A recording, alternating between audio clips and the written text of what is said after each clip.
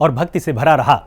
देश के प्रधानमंत्री नरेंद्र मोदी स्वयं लगातार केदारनाथ धाम जाते रहे हैं और केदारनाथ धाम में 2013 में आई त्रासदी के बाद जो नुकसान हुआ था, प्रधानमंत्री मोदी के नेतृत्व में भारतीय जनता पार्टी की सरकार के माध्यम से केदारनाथ में पुनरुद्धार का कार्यक्रम चल रहा है। आज केदारनाथ में प्रधानमंत्री ने आदि गुरु भगवान शंकराचार्य की मूर्ति का भी अनावरण किया। तस्वीर आप सभी के सामने है। यहां उन्होंने पूजा अर्चना की है। साथ में पीएम ने देश दुनिया के कल्याण के लिए भगवान से प्रार्थना की। पीएम ने साधना से देश के कल्याण की कामना करते हुए क्या कुछ कहा है, आप भी सुनिए।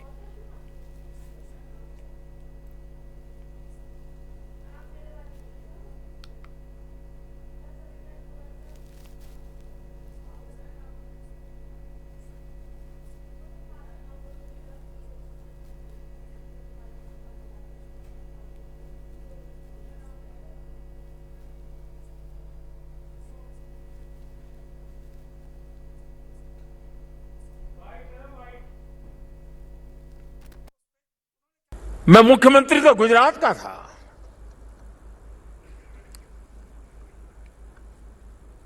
लेकिन मैं अपने आप को रोक नहीं पाया था। मैं यहां दौड़ा चला आया था। मैंने अपनी आंखों से उस तबाही को देखा था, उस दर्द को देखा था। जो लोग यहां आते थे वो सोचते थे कि क्या अब ये हमारा केदार धाम या हमारा केदारपुरी फिर से उठ खड़ा होगा क्या? लेकिन मेरे भीतर की आवाज कह रही थी, ये पहले से अधिक आन बान शान के साथ खड़ा होगा।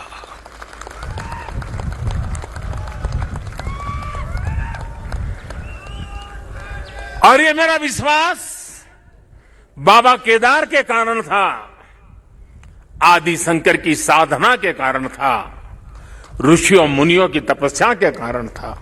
लेकिन साथ साथ कच्छ के भूकंप के बाद कच्छ को खड़ा करने का मेरे पास अनुभव भी था। और इसलिए मेरा विश्वास था, और आज वो विश्वास अपनी आंखों से साकार हुआ देखना, इससे बड़ा जीवन का क्या संतोष हो सकता है।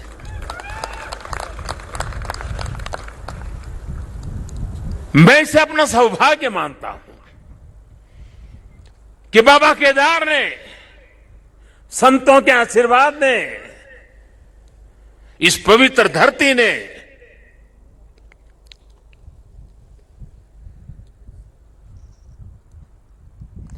जिस मिट्टी ने, जिसकी हवाओं ने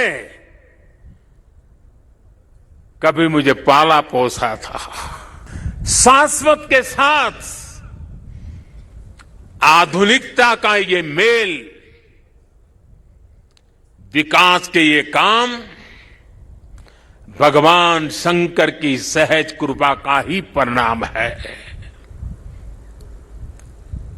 ये ईश्वर नहीं क्रेडिट ले सकता, इंसान क्रेडिट नहीं ले सकता। ईश्वर कृपा ही इसकी हकदार है।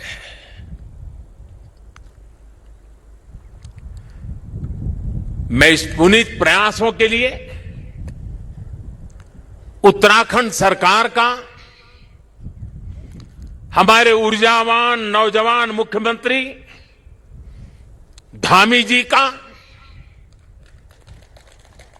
और इस कामों की जिम्मेदारी उठाने वाले सभी लोगों का भी आज हृदय से धन्यवाद करता हूं, जिन्होंने एड़ी चोटी का जोर लगा करके इस सपनों को पूरा किया है।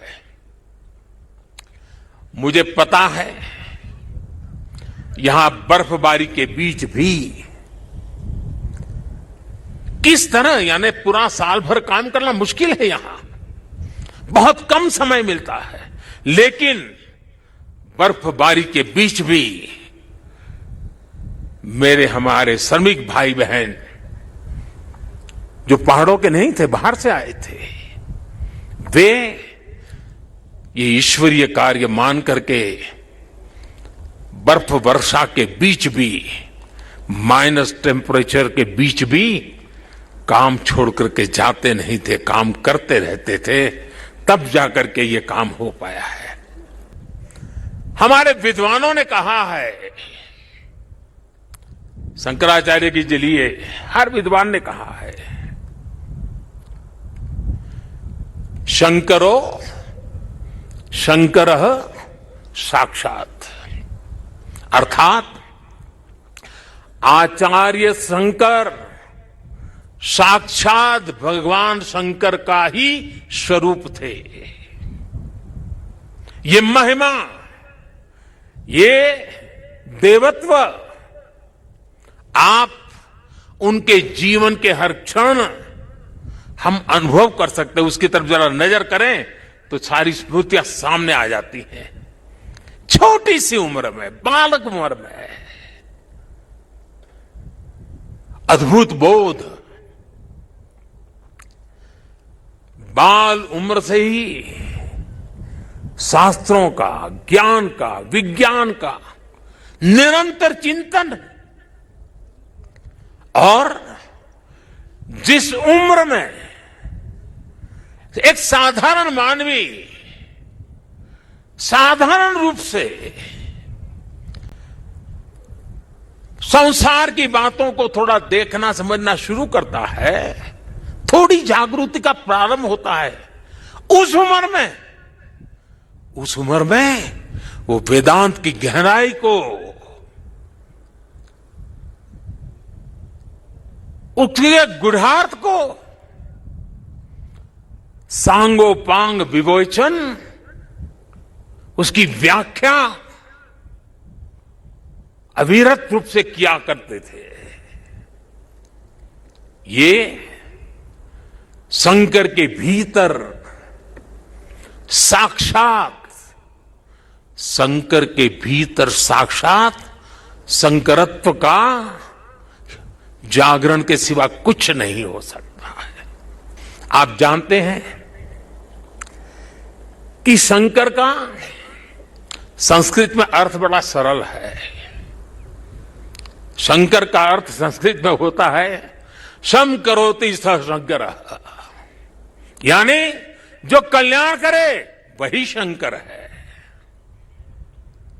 इस कल्याण को भी आचार्य शंकर ने प्रत्यक्ष प्रमाणित कर दिया था। आज अयोध्या में भगवान श्री राम का भव्य मंदिर पूरे गौरव के साथ बन रहा है। अयोध्या को उसका गौरव सदियों के बाद वापस मिल रहा है। अभी 2 दिन पहले अयोध्या में दीपोत्सव का भव्य आयोजन, और पूरी दुनिया ने उसे देखा है। भारत का प्राचीन सांस्कृतिक स्वरूप कैसा रहा होगा, आज हम इसकी कल्पना कर सकते हैं। अब देश अपने लिए बड़े लक्ष्य तैयार करता है। कठिन समय और सिर्फ समय नहीं, समय की सीमा भी हम निर्धारित करते हैं। तो कुछ लोग कहते हैं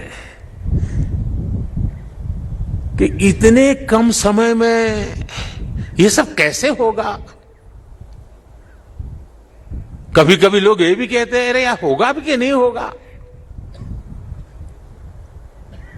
और तब मेरे भीतर से एक ही आवाज आती है, 130 करोड़ देशवासियों की आवाज मुझे सुनाई देती है, और मेरे मुंह से यही निकलता है,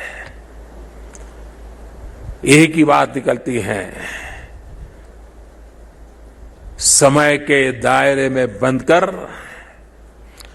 भयभीत होना अब भारत को मंजूर नहीं है।